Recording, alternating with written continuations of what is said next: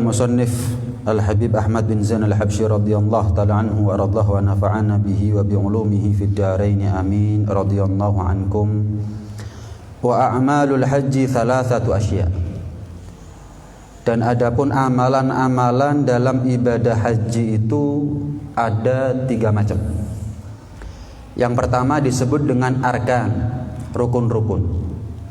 Yang kedua disebut dengan wawajibat, kewajiban-kewajiban. Yang ketiga disebut dengan sunanun, kesunahan-kesunahan. Antara rukun dengan kewajiban sama, ada persamaan, ada perbedaan. Antara rukun dengan kewajiban sama-sama wajib. Kalau tidak ada udzur, ditinggalkan hukumnya berdosa. Itu persamaannya. Adapun perbedaannya, kalau rukun ditinggalkan menyebabkan tidak sahnya haji. Tidak ada alternatif sudah. Enggak ada alternatif. Kapan salah satu dari 5 rukun haji tidak terlaksana, mau ada udzur atau tidak ada udzur, hajinya enggak sah. Cuman bedanya kalau ada udzur enggak sah tapi enggak berdosa. Kalau tanpa udzur sengaja meninggalkan salah satu dari 5 rukun haji, bukan hanya enggak sah tapi juga berdosa. Enggak bisa ditambal. Beda dengan kewajiban. Kalau kewajiban-kewajibannya haji, kalau ditinggalkan tetap sah hajinya, asal dia membayar denda, membayar dam. Rukun ini kalau dalam sholat ibarat seperti baca Fatihah, ruku, sujud. Ada udzur nggak ada udzur, wajib buat kita untuk melaksanakan ruku. Ada udzur atau tidak ada udzur, wajib buat kita untuk melaksanakan sujud.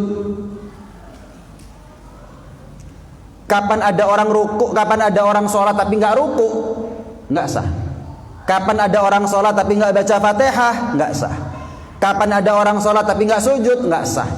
Kapan ada orang haji nggak ihram, nggak wukuf, nggak tawaf, nggak sa'i, nggak halak tahallul, ya nggak sah. Cuman kalau ada udzur nggak sampai berdosa. Kalau nggak ada udzur berdosa. Beda sama kewajiban-kewajiban. Kewajiban-kewajiban seperti apa contohnya? Misal nanti dibahas panjang lebar. Contoh seperti mabit bimina atau mabit bil Muzdalifah. Itu kewajiban, bukan rukun. Wajib dilaksanakan. Kalau nggak ada udzur haram ditinggalkan. Berdosa kalau ditinggalkan. Tapi sekalipun berdosa tidak sampai kepada menggagalkan keabsahan haji. Nah, cuman wajib bayar dam. Kalau dalam sholat itu ibarat seperti orang meninggalkan tahiyat awal, antara rakaat kedua dan rakaat ketiga nggak duduk. Dia tinggalkan, sengaja nggak sengaja, nggak batal sholatnya. Habis rakaat kedua setelah sujud langsung berdiri, lanjut rakaat ketiga, gimana? Sah sholatnya.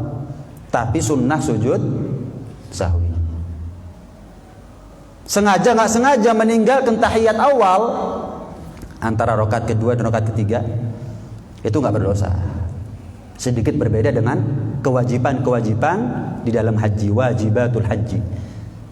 Kalau ditinggalkan tanpa ada udzur berdosa, tapi nggak sampai menggagalkan keabsahan haji. Kalau ada udzur nggak berdosa, nggak berdosa dan nggak gagal hajinya. Beda sama kesunahan, nggak wajib dilaksanakan, tapi sepatutnya untuk dilaksanakan. Bedanya kita sama sahabat itu tipis. Bedanya kita sama sahabat tipis. Kalau sahabat itu kapan tahu sunnah? Sunnah ya dilakukan. Kalau kita bedanya tipis. Sunnah. Beda ya. Sunnah ya. Sama sunnah. Beda ya, tipis. Tipis. Nah, kadang orang dulu belajar sebelum dia tahu ternyata membaca surat pendek di dalam sholat itu adalah sunnah. Wah, baca surat pendek macam-macam. Kapan tahu sunnah? Alah, tak pikir wajib. Sunnah tiba-tiba. Wes, waladhdallin amin ruku. Oh, baca subhana rabbiyal azim wa bihamdih 3 kali ketika ruku, tak pikir wajib minimal 3 kali. Enggak taunya sunnah. Subhana rabbiyal azim wa bihamdih langsung iktidal wis. Itu bedanya kita sama sahabat. Kalau sahabat itu tahu itu sunnah, enggak mau ketinggalan. Tahu itu sunnah, enggak mau ketinggalan. Sayyidina Abu Hurairah itu pernah diwasiati oleh Rasulullah 3 hal. Sampai mati enggak pernah ditinggalkan. Dikasih nasihat sama Rasulullah 3 perkara sampai mati nggak ditinggalkan. Qiyamul lail, witir, duha. Begitu Abu Hurairah radhiyallahu taala anhu mendapatkan wasiat 3 perkara tersebut, 3 amalan tersebut, nggak pernah ditinggalkan sampai matinya Abu Hurairah. Subhanallah. Kalau kita justru karena tahu itu sunnah malah meninggalkan. Ini namanya manis dada ilman walam yazdad hudan lam yazdad minallahi illa bu'da. Siapa orang yang tambah ilmunya enggak tambah hidayah, maka dia tidak bertambah ilmunya kecuali tambah jauh dari Allah Subhanahu wa taala. Tahu sunnah malah ditinggalkan. La haula wala quwata. Dulu enggak tahu, dipikir wajib. Kapan tahu malah ditinggalkan. Tambah ilmu bukan tambah dekat, tambah jauh ini namanya dari Allah Subhanahu wa taala. Waliyadzubillah. Nah, sahabat itu waduh, rasa penasarannya terhadap gerak-geriknya Nabi itu luar biasa. Bayangkan mulai dari kita buka mata sampai nutup mata kita tahu sunnah-sunnahnya Nabi karena sahabat. Nabi itu kalau masuk masjid, mulut mulia beliau bergerak, tanya sahabat, apa yang dibaca ya Rasul? Nggak cukup di situ.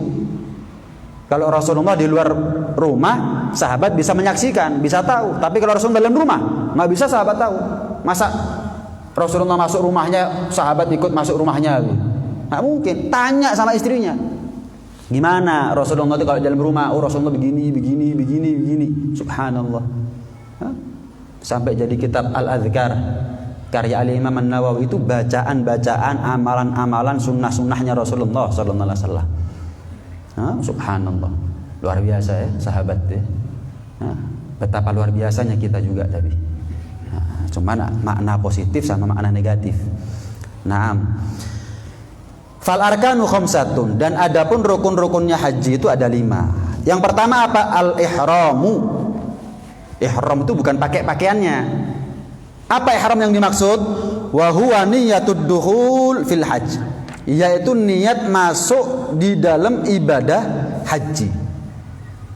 Pakai pakaian ihram itu wajib, tapi yang termasuk rukun itu adalah niatnya. Wa yustahabbu ayyakula ma'adzalik, dan disunnahkan setelah kita niat pakai hati, karena memang mau niat sholat, mau niat haji, mau niat puasa, mau niat zakat, pokoknya yang namanya niat tempatnya hati.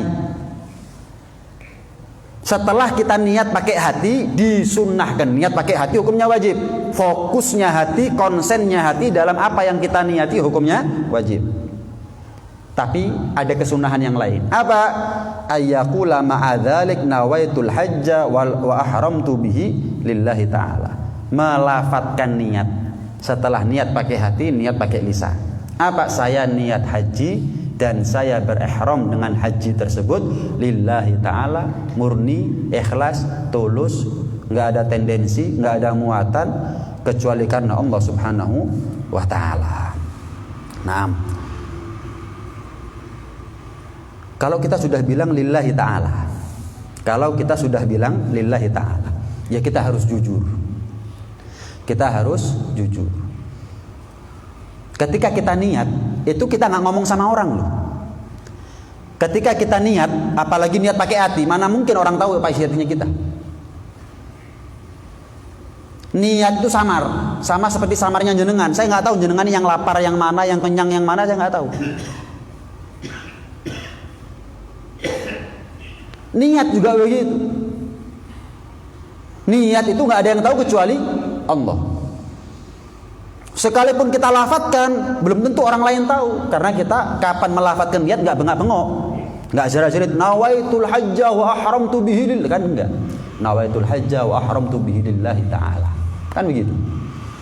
Niat itu adalah bagaimana kita menjalin hubungan antara kita sebagai hamba kepada Allah sebagai Tuhan. Nggak ada yang tahu kecuali Allah Subhanahu wa taala. Kapan kita niat haji? Pastikan ketika kita mengucapkan nawaitul hajja wa ahramtu bihi lillahi ta'ala. Ya pastikan bahwa niat hajinya itu kita betul-betul karena Allah taala. Karena Allah taala. Dalam sebuah hadis, kan orang itu kalau haji ikhlas, hajinya haji mabrur, kan begitu ya. Kita kan bingung sekarang, apa sih tanda bahwa orang itu hajinya mabrur? Pernah saya bahas, antara ji'a zahidan fid dunya wa raghiban fil akhirah. Salah satu tanda orang haji mabrur, pulang ke rumah, pulang ke negaranya, semakin zuhud dalam urusan dunia, berpaling dari urusan dunia, semakin fokus untuk mencari bekal akhirat. Itu salah satu tanda utama orang hajinya mabrur. Orang yang hajinya mabrur, laisa lahu jazaa'un illal jannah. Orang yang hajinya diterima oleh Allah, mabrur ay makbul, diterima oleh Allah, nggak ada balasan kecuali surga. Subhanallah. Apa tandanya? Pulang tambah berpaling dari dunia, nganggap nggak penting daripada urusan dunia, dan dia mulai noleh. Semakin noleh, semakin fokus, semakin konsen dalam urusan akhirat. Kita ini nggak ngerti apa artinya akhirat kecuali kalau kita sudah di alam akhirat. Kita ini nggak ngerti apa artinya dunia, hinanya dunia, kecuali kalau kita sudah meninggalkan dunia. Kita ini kalau hidup kayak dunia nomor 1, akhirat nomor 2. Nanti kalau sudah orang itu meninggal, baru dia tahu apa artinya dunia dan apa artinya akhirat. Nah, mumpung kita ini masih diberi kesempatan oleh Allah, jadikan akhirat nomor 1, dunia nomor 2. Mau kita berangkat haji atau belum, jadikan akhirat nomor 1, dunia nomor 2, gitu. Nah, sekali waktu Rasulullah SAW pernah bersabda, salah satu tanda daripada orang itu kapan hajinya mabrur, itu salah satunya ya, ada beberapa hal yang disampaikan oleh Nabi, cuman untuk mempersingkat, salah satunya yang disampaikan oleh Nabi itu adalah it'amut ta'am, memberikan makan kepada orang yang butuh, memberikan makan kepada orang yang membutuhkan. Artinya begini, kadang-kadang buat sebagian orang, sebagian di antara kita itu untuk berangkat haji dengan puluhan juta, bahkan ratusan juta dia sanggup, tapi membelikan beras untuk tangga yang lapar dia belum tentu sanggup. Ini tanda kapan orang haji sanggup tapi jiwa sosialnya minim, tanda kalau haji nggak diterima oleh Allah. Sahabat Abdullah bin Mas'ud radhiyallahu ta'ala anhu wa radhah, beliau mengatakan begini, fi akhir zaman yakthurul hajj bila sabab. Nanti di akhir zaman itu akan banyak orang berangkat haji tanpa ada sebab. Sudah gugur hajinya, sudah gugur kewajibannya, berangkat haji lagi, tapi tanpa sebab. Yahunu alaihimus safar wa yubsatu lahumur rizq wa yarji'una mahrumina maslubin yahwi bi ahadihim ba'irahu bainar rimal. Menjadi mudah bagi mereka untuk melaksanakan perjalanan haji, dibentangkan oleh Allah kepada mereka rezeki yang banyak, dan mereka pulang ke rumah dalam keadaan mahrumin maslubin, terharamkan dari manfaat hajinya, tercabut daripada berkah hajinya, nggak ada manfaat, nggak ada nilainya, buang-buang duit, gampangannya begitu. Cuman menikmati hotel, bukan mendapatkan manfaat dari Ka'bah. Cuman plesir, bukan mendapatkan barokah setelah ziarah Rasulullah sallallahu alaihi wa ala alihi wasallam. Mahrumin maslubin wajaruhu ma'surun ila janbih la yuwasi. Sementara dia punya tetangga dalam keadaan membutuhkan akan uluran tangannya, la yuwasi, dia nggak peduli, nggak ngereken. Banyak nggak orang seperti ini? Banyak nggak orang seperti ini? Banyak. Haji puluhan juta, ratusan juta, sanggup. Tapi kadang-kadang kurban nggak sanggup dia. Padahal kurban ini kambing mungkin 3 juta, sapi mungkin 20 juta, 21 juta dapat. Dibagi orang 7, 3 jutaan, 7 jutaan juga. Dibagi 3 jutaan juga. Ya Allah, haji. Kalau setiap tahun ya nggak mungkin pemerintah ya. Ratusan juta berarti. 200 juta, 220 juta, 250 juta. Sanggup, Masya Allah. 3 juta merem. 3 juta merem. Buta dan tuli dia terhadap keadaan sekitar. Kok bisa ya? Itu tanda kalau dia kapan haji niatnya nggak beres. Niatnya nggak beres. Mungkin dia hanya ingin memuaskan rasa penasarannya terhadap Ka'bah, bagaimana sih suasana kota Mekah, Madinah, atau mungkin urusannya urusan travel, urusannya mencari link channel untuk semakin sukses bisnis yang dia jalani. Mungkin kalau ulamanya cari nama, Masya Allah, ulama fulan ini setiap tahun haji luar biasa, rombongannya ratusan, tak tahun. Tapi tonggo butuh makan. La yu'minu man bata syab'an wa jaruhu ja'i wa huwa ya'lamu bihali. Rasulullah SAW pernah bersabda, tidak sempurna iman seseorang yang mana dia mampu tidur dalam keadaan kenyang, tetangganya dalam keadaan lapar, padahal dia tahu. Kalau nggak tahu karuan, tapi nggak tahu sama nggak mau tahu kan lain ya. Kalau nggak mau tahu memang nggak nyari. Kalau nggak tahu sudah nyari, saya ingin sedekah tapi kok nggak tahu siapa yang butuh di sini. Itu namanya nggak tahu. Tapi kalau nggak pernah nyari, nggak pernah usaha, namanya nggak mau tahu. Nggak bisa ngelihat sama pura-pura, nggak bisa ngelihat beda. Hati-hati, kadang-kadang kita beralasan, tapi sebetulnya alasan itu adalah alasan nafsu, alasan yang nggak diterima oleh Allah. Saya nggak tahu, Ustaz. Bukan nggak tahu. Pernah nyari nggak? Enggak. Bukan nggak tahu, nggak mau tahu. Bukan nggak ngelihat, tapi pura-pura nggak bisa ngelihat. Bukan tuli sebetulnya, cuman pura-pura tuli. Waliyadzubillah min dzalik. Pernah di zaman Al-Imam Bishr ibn al-Harith. Al-Imam Bishr ibn al-Harith. Ada orang mau berangkat haji, pamitan sama beliau. Pamitan. Kiai kalau bahasa kita. Alhamdulillah, insyaallah ini saya mau melaksanakan haji yang kesekian. Mohon doa. Oh ya, saya mau tanya dulu sebelum saya doa. Kamu haji yang keberapa ini? Oh, kelima. Oh, Masya Allah. Apa niatnya kamu haji ini? Sampai 5 kali. Saya kangen sama Rasulullah. Kepingin ziarah. Saya kangen untuk memuliakan Ka'bah, tawaf. Saya kangen sama Safa Marwah, kepingin sa'i. Nggak tahu kangen sama setan, nggak kepingin lemparin. Walhasil banyak alasannya. Masya Allah. Betul, niatnya kamu cari pahala, cari ridho dari Allah, cari surga, cari ampunan. Ya betul, makanya saya sampai haji 5 kali nih insya Allah. Kamu mau nggak saya kasih satu cara? Apapun tujuan kamu dari ibadah haji, kamu dapatin bahkan lebih afdol, bahkan lebih banyak. Ampunan Allah lebih-lebih dari Allah, ridhonya Allah lebih-lebih dari Allah. Tapi kamu cukup diam di rumah, nggak perlu meninggalkan anak istri, tapi kamu dapatkan apapun yang kamu inginkan bahkan lebih-lebih. Bingung, gimana caranya Kiai? Kamu menghabiskan biaya berapa juta? Misal kalau sekarang 200 juta Kiai, mana 200 juta? Berikan kepada saya sebagai amanat, titipan, sebagai wakil. Saya akan serahkan kepada al-yatama wal armalah, anak-anak yatim dan janda yang terlunta. Janda yang nggak punya rumah, makan siang belum tentu makan malam, sekarang nginep di mana, besok nginep di mana. Berikan 200 juta. Wah, kampung ini banyak. Insya Allah mereka kalau dapat senangnya setengah mati. Senangnya setengah mati. Man adkhala ala mu'minin sururan khalaqallahu min dzalika surur 70 alfi malakin yastaghfiruna lahu ila yaumil qiyamah.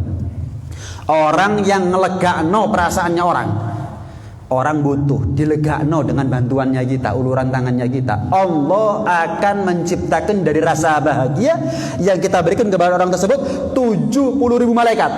yang memintakan ampun kepada kita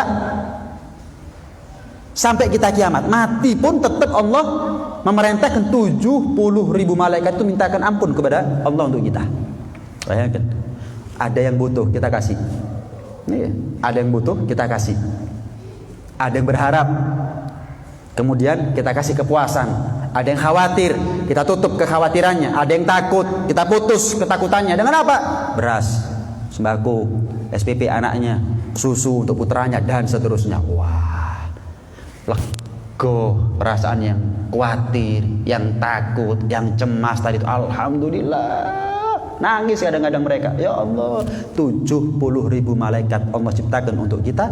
Walaupun kita mati, tetap dimintakan oleh para malaikat 70.000 dari sampai kiamat. Bukan sampai matinya kita, sampai kiamat kita mati tetap dimintakan ampun. Sekali, lah kalau 2 kali, 3 kali, 10 kali, 20 kali. Allah, mana 200 juta? Tak mikir Yai. Sebentar Yai, tak mikir. Bukan mikir apa? Kira-kira cara nolak ini alasannya apa? Kata nolak ya alasannya apa? Wes ketemu sudah. Oh anu Yai, ngapunten Yai. Kadung pamitan saya. Saya semalam sudah bikin acara undang-undang tonggo Yai. Ya kalau nggak jadi kan malu saya. Kata Imam Bishr bin Harith apa? Ya begitulah memang harta, tidak keluar kecuali sesuai dengan dari mana dia dapatkan. Kalau mendapatnya dari haram, keluarnya untuk sia-sia walaupun bentuknya ibadah. Keluarnya untuk kesia-siaan walaupun bentuknya ibadah. Duit panas, nggak betah di dompet.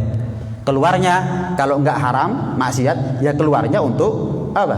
Untuk ibadah tapi bentuknya tok. Ibarat manusia itu cuman fisik, nggak ada ruh. Ada HP tapi nggak ada mesin, ibaratnya begitu. Nggak ada baterai, nggak ada fungsinya sama sekali, nggak ada manfaatnya, nggak ada nilainya sama sekali. Begitulah nilai daripada dunia itu. Kamu sekarang berat untuk peduli sama ini gambaran. Nah, karena itu kalau kita ditakdir haji, pastikan bahwa kita ini sudah menunaikan kewajiban kita sebagai orang yang berharap untuk diterima hajinya kita. Apa itu? It'amut ta'am, kasih makan kepada mereka yang membutuhkan. Pernah diceritakan Al-Imam Abdullah bin Ja'far radhiyallahu ta'ala anhu arda, pernah sekali waktu haji bawa rombongan 30 onta.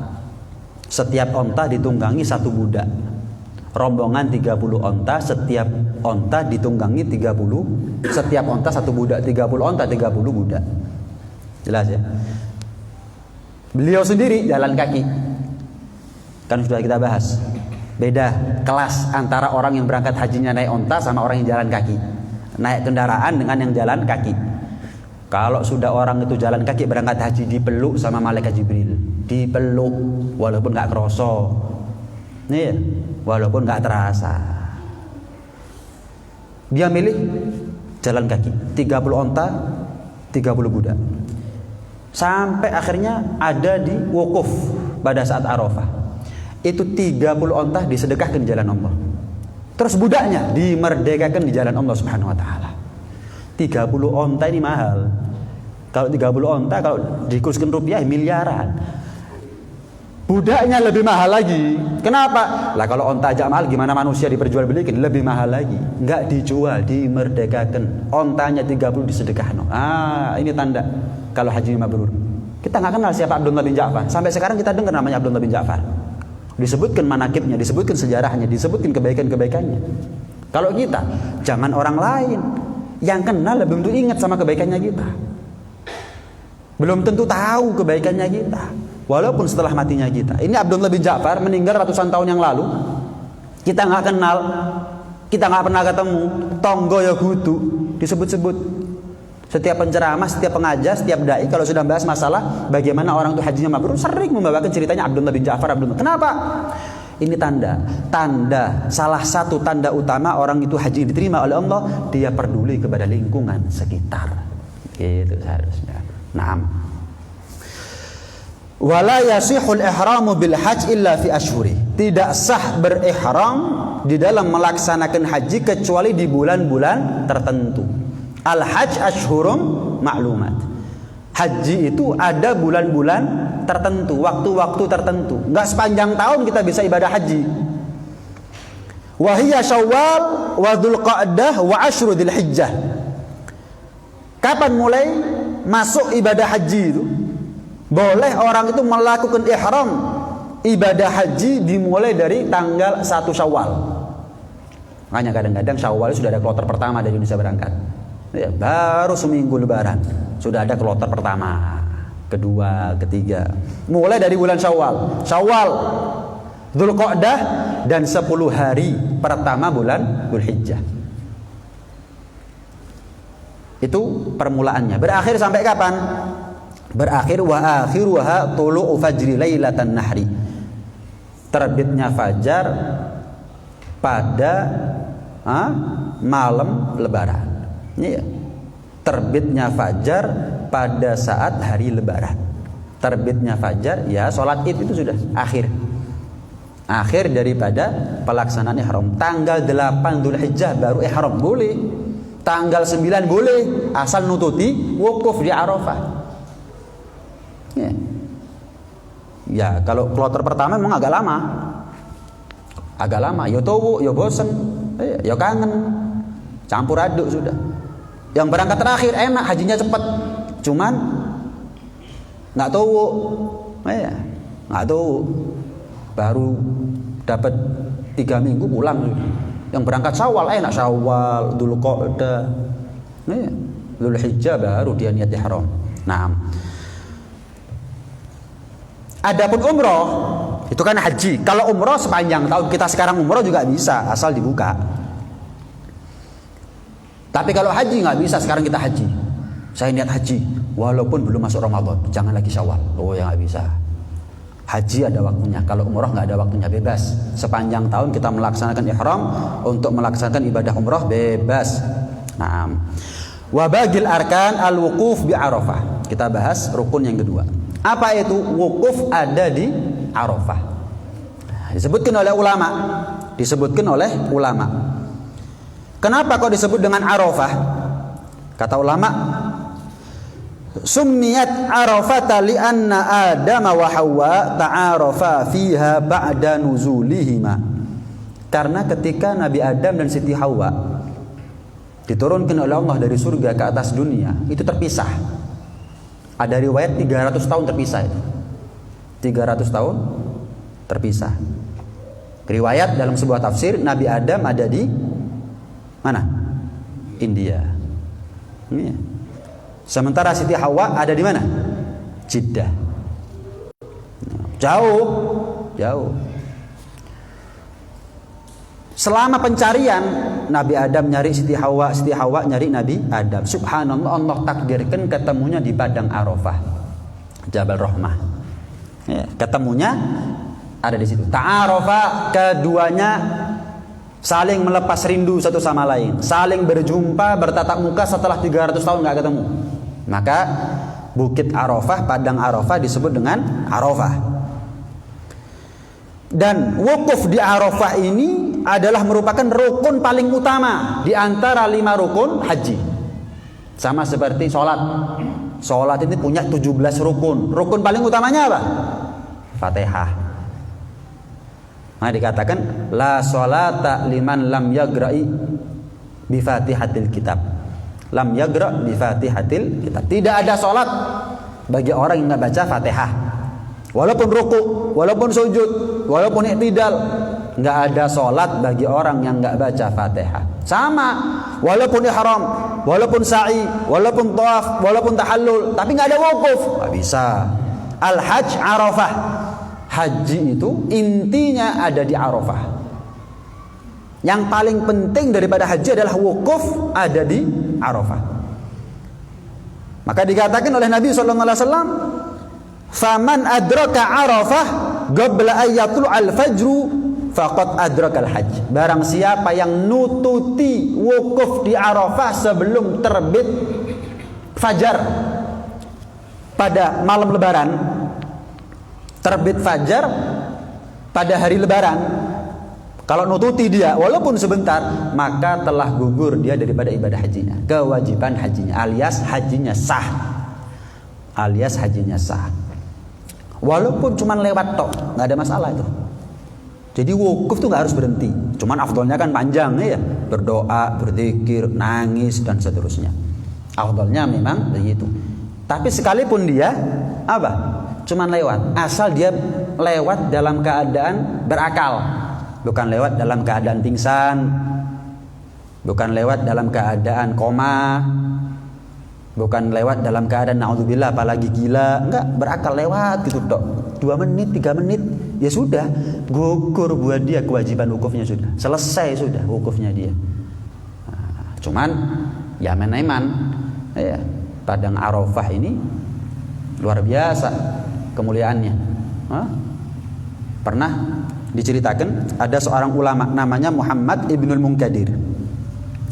Muhammad Ibnul Munkadir ini haji seumur hidupnya 33 kali. Haji 33 kali. Nggak gampang loh ya haji 33 kali itu ya. Kalau kita kenal Al-Imam Sa'id Ibnul Musayyab, seorang tabi'in. Sa'id Ibnul Musayyab itu hajinya seumur hidupnya 40 kali. 40 kali. Oh, pantas Bib. Lawang tinggalnya di Madinah. Memang Sa'id Ibn Musayyab tinggalnya di Madinah. Wah, ya gampang. Katanya siapa? Boleh tinggal di Madinah terus hajinya gampang. Apalagi sampai 40 kali seumur hidup. Yang dekat sama masjid belum tentu sholat di masjid kok. Walaupun 40 tahun. Siapa bilang?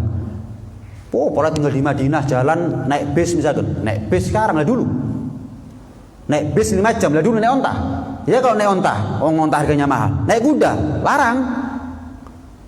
Jangan-jangan jalan kaki, berapa hari itu? Dari Madinah ke Mekah, kan nggak ada orang haji di Madinah. Nggak ada orang haji di Madinah. Kalau sholat nggak di masjid bisa di rumah. Kalau haji di Madinah bisa? Nggak bisa. Berangkat 40 kali seumur hidup.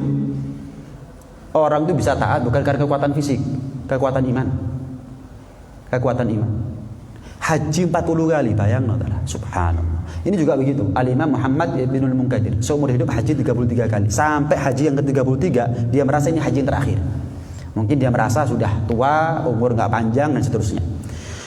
Ketika dia wukuf ada di Arafah, dia mengatakan begini, Allahumma innaka ta'lam anni qad waqaftu fi mawqifi hadza 33 waqfatan. Ya Allah, sebagaimana Engkau tahu, mungkin ini adalah hajiku yang terakhir, haji yang ke-33. Aku sudah wukuf di tempat ini 33 kali ya Allah. Maka dari 33 wukufku, aku niatkan pahalanya untukku yang pertama. Hajiku yang kedua, wukufku yang kedua, aku niatkan pahalanya untuk ibuku. Hajiku yang ketiga, wukufku yang ketiga, aku niatkan pahalanya, ampunannya itu untuk ayahku. Sisa berapa berarti? 30. Untuk siapa? Untuk mereka yang pernah wukuf, yang pernah haji, pernah sampai ke Arafah, tapi Engkau tidak mengampuni dosanya mereka ya Allah. Hibahkan, hadiahkan 30 hajiku, 30 kali aku wukuf di tempat ini kepada mereka. Subhanallah, terdengar satu suara tanpa wujud. Ya, yang dikatakan apa? Atatakarram ala man khalaqal karam. Muhammad Ibnul Munkadir, apakah kamu ini akan berderma di tempat di mana Allah Maha Dermawan? Dalam sebuah hadis, tidak ada paling banyaknya manusia yang dibebaskan oleh Allah daripada api neraka alias diberikan ampunan kecuali di hari Arafah. Sehingga sebagian ulama mengatakan hari Arafah lebih afdol daripada malam Lailatul Qadar sekalipun. Khilaf tapi ya, ada yang mengatakan Lailatul Qadar lebih afdol. Tapi ada ulama yang mengatakan hari Arafah lebih afdol. Imam Ahmad bin Hanbal mengatakan hari Arafah lebih afdol sekalipun dibandingkan dengan Lailatul Qadar. Kenapa?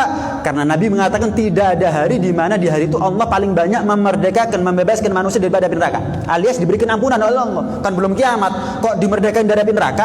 Loh belum masuk neraka, diberikan ampunan maksudnya. Sebanyak manusia yang Allah bebaskan di hari Arafah. Subhanallah.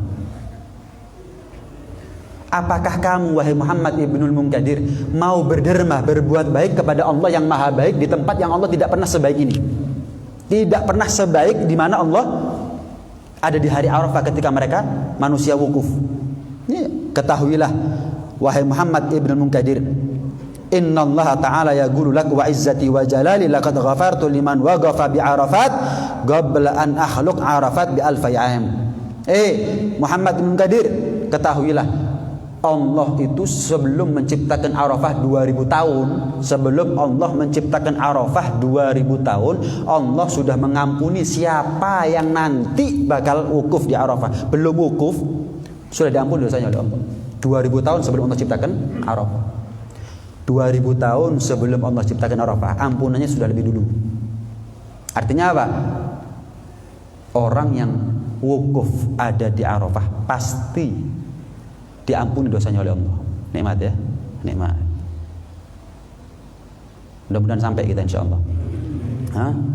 Orang yang sampai di Arafah, wukuf di Arafah, pasti diampuni dosanya oleh Allah Subhanahu wa taala. Siapapun dia, sebejat apapun, serusak apapun dia. Makanya eman kalau jenengan nabung demi kulkas tapi nggak nabung untuk haji, nabung demi kendaraan nggak nabung untuk haji, utang demi fasilitas hidup tapi nggak usaha dengan tekad yang bulat untuk haji, aneh. Mati-matian untuk dihisab, ngapain? Mati-matian untuk ampunan seharusnya, ngapain? Mampu beli nggak mampu nggak apa-apa, tapi untuk haji saya kepingin. Kenapa? Bayang no. Siapa orang yang masuk di Arafah pasti diampuni ketika wukuf, pasti. Assalamualaikum warahmatullahi, assalamualaikum warahmatullahi. Salat, kan salat mengampuni dosa ya. Bingung kita, diampuni apa ora ya? Ya kan? Kita dapat jawaban. Belum tentu. Puasa juga begitu. Lebaran kita seneng. Apa iya kita itu ketika keluar dari puasa, keluar dari Ramadan seperti bayi keluar dari rahim ibunya, bersih suci dari dosa? Kok kita seneng? Tapi orang yang wukuf di Arafah pasti diampuni dosanya oleh Allah Subhanahu wa taala. Termasuk dosa besar orang kapan wukuf di Arafah tapi dia merasa dosanya belum terampuni. Bayang no. Suudzon kepada Allah di tempat Allah yang paling baik di situ. Suudzon kepada Allah itu fatal. Lebih fatal lagi kalau ada orang suudzon di Arafah. Baik-baiknya Allah sudah kalau orang wukuf di Arafah. Mau siapapun dia, mau sebejat apapun, diampuni dosanya oleh Allah Subhanahu wa taala. Nih. Sampai pernah diceritakan begini. Ali bin Muwaffaq. Ali bin Muwaffaq itu sekali waktu pernah berangkat haji. Kemudian ketika beliau tidur ada di antara daerah namanya daerah Khef dan Mina. Antara Khef dan Mina ada masjid di situ. Imam Ali bin Muwaffaq tidur di situ. Ketika tidur ada di situ, beliau melihat ada dua malaikat dalam tidurnya, mimpinya. Melihat ada dua malaikat yang turun dari langit. Satu di antara mereka mengatakan begini. Satu di antara malaikat mengatakan, apakah kamu tahu wahai malaikat, berapa banyak orang yang berangkat haji pada tahun ini? Saat itu ya. Maka dikatakan, ketahuilah ada 600.000 orang berangkat haji. Nggak tahu kalau sekarang total yang berangkat haji berapa ya? Kalau total ya, total, bukan cuma Indonesia toh. Kalau waktu itu 600.000, banyak. Oh ya, karena nggak semua orang punya onta, nggak semua orang punya kuda, mungkin mereka jalan kaki, nunut dan seterusnya. 600.000, wah banyak ya, kata malaikat yang satu. Iya banyak, tapi yang diterima sedikit. Al-wafdu katsir wal maqbul qalil. Kata Sayyidina Umar bin Khattab, yang berangkat banyak, yang diterima dikit. Tahu nggak kamu? Kata malaikat. 600.000 yang diterima sama Allah berapa? Nggak tahu. 6. Ya Allah, 600.000 yang diterima 6. Sebelum Arafah, sebelum wukuf di Arafah. Setelah wukuf di Arafah kaget. Al-Imam Ali ibn Muwaffaq ini kaget. 600.000 yang diterima 6. Di mana aku di antara 6 orang ini? Kayaknya nggak diampuni. Saya nggak termasuk nih kayaknya nih. Orang yang soleh itu merasa nggak aman. Itu orang soleh. Sesoleh apapun kita, kalau kita merasa aman, oh yakin saya masuk surga, oh yakin saya diridhoi, oh yakin saya husnul khotimah, justru itu tanda kalau kita nggak soleh. Orang soleh merasa, wah saya nggak aman dong kalau begini nasibnya. Akhirnya ketika wukuf ada di Arafah, banyak nangis. Al-Imam Ali banyak nangis. Memang sunnah. Kalau nggak bisa nangis, paksa untuk menangis kita. Hadirkan suasana gimana caranya kita nangis.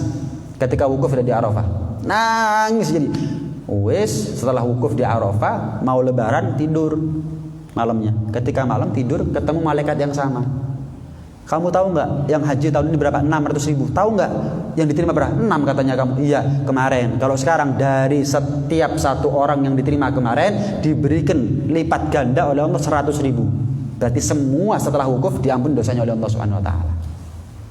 Semua yang wukuf diampuni dosanya oleh Allah Subhanahu wa taala. Subhanallah, ini luar biasanya Arafah. Subhanallah, Arafah ini termasuk mukjizat. Ya. Jutaan orang kumpul di waktu yang sama itu. Kok iso cukup? Jutaan orang, bukit loh, bukan gunung Arafah ini. Sama seperti Zam-Zam itu loh. Sama seperti Zam-Zam. Satu tetes Zam-Zam jatuh ke air laut. Air laut itu menjadi berkah. Satu tetes. Air laut yang demikian luas, demikian dalam. Iya. Kita renang aja nggak bisa, nggak sanggup, nggak mampu. Satu tetes air Zam-Zam memberikan keberkahan kepada air laut semuanya. Air Zam-Zam kalau seandainya dibuka sumurnya dialirkan ke seluruh penjuru negeri, nggak bakal kering itu air Zam-Zam. Nggak bakal kering. Mana ada kita pernah dengar pernah sekali waktu air Zam-Zam sumurnya kering? Nggak pernah. Oh, karena overload Arafah jadi ditunda ya wukufnya tanggal 10, dikodok tanggal 11 gitu. Nggak ada overload. Nggak ada over capacity untuk wukuf di Arafah, nggak ada. Mau jutaan dari dulu ya sudah begitu itu Arafah. Nggak tambah. Kalau Masjidil Haram bisa diperluas ya. Bisa diperluas. Masjidil Haram tambah yang dulu sampai sekarang mau tambah luas. Bisa. Kalau wukuf ada Arafah, nggak bisa Padang kok diperluas. Nggak bisa. Wah, Arafah ya Arafah sudah. Masa Malang bisa diperluas sampai Surabaya gitu. Saking majunya Malang sampai Surabaya kecaplok Malang misalnya gitu. Bisa. Blitar kecaplok Malang, nggak bisa. Yang ada malah batu keluar dari Malang.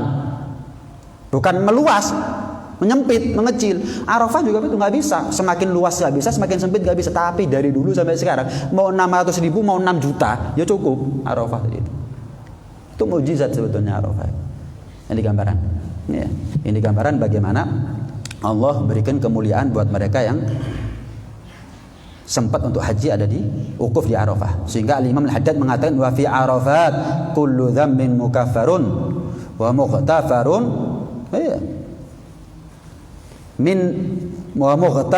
minna bi rahmati ghafiri. Setiap orang yang wukuf ada di Arafah dosanya diampuni, dosanya dilebur, dosanya ditebus oleh Allah Subhanahu wa taala karena sebab rahmat Allah yang Maha Pengampun. Subhanallah. Ada satu hadis sebetulnya ingin saya sampaikan, cuma mungkin pertemuan yang akan datang. Satu hadis tentang orang wukuf di Arafah, bagaimana dialognya. Ini hadis ya dari Nabi. Dialognya Allah dengan malaikat. Bagaimana Allah membanggakan orang yang wukuf di Arafah di hadapan para malaikat. Dan apa yang Allah jadikan sebagai balasan kepada mereka yang wukuf di Arafah. Allah sebut satu persatu di hadapan para malaikat. Sampai malaikat itu dalam tanda kutip kalau bahasanya kita sedikit protes, tapi tetap Allah kepada keputusannya. Qad ghafartu lahum, aku ampuni dosanya mereka. Titik. Subhanallah. Sampai malaikat segitunya ya Allah. Bukan protes ya. Bukan protes. Cuman malaikat itu bertanya-tanya. Sampai segitu. Aku ampuni dosa. Apa saja kronologi dialog antara Allah dengan para malaikat, insya Allah kita bahas di pertemuan yang akan datang sambil kita baca rukun atau kita bahas rukun yang ketiga, keempat dan kelima insya Allah. Mudah-mudahan kita dikasih rezeki yang halal, dilancar rezekinya oleh Allah sehingga kita bisa takdir haji, bisa takdir umrah, bisa takdir ziarah ke makam Rasulullah SAW, dan mudah-mudahan ilmu ini menjadi ilmu yang manfaat zahir batin dunia sampai ada di akhirat. Amin Allahumma amin. Amin ya rabbal alamin. Rabbana anfa'na bima 'allamtana, rabbi 'allimna